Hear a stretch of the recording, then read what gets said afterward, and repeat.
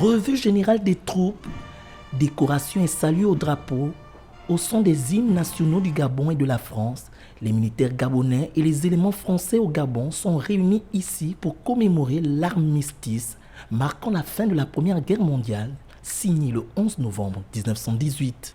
104 ans après, le devoir de mémoire de la France envers ses alliés est célébré à travers le monde, particulièrement ici, au camp de Gaulle de Libreville. Souvenons-nous de leur bravoure et de leur sacrifice.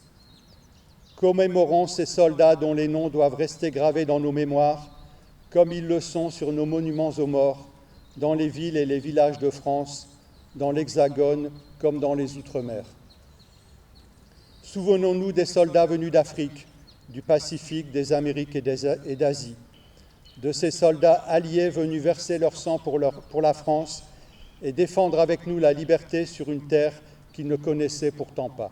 Cette commémoration a aussi été l'occasion pour le général François-Xavier Mabin de revenir sur l'annonce jeudi du président français Emmanuel Macron de mettre fin à l'opération Barkhane après 10 ans d'engagement de lutte contre le terrorisme au Sahel.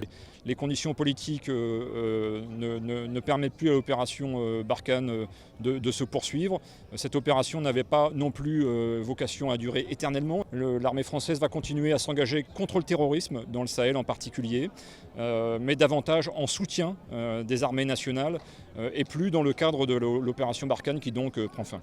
L'armistice de 1918, signé le 11 novembre à 5h15, marquait la fin des combats de la Première Guerre mondiale, sonnant ainsi la victoire de la France et de ses alliés et la défaite totale de l'Allemagne. Au Gabon, les éléments français demeurent reconnaissants. Ce dépôt d'une gerbe de fleurs ici exprime la reconnaissance symbolique de la France aux soldats gabonais morts pour la paix.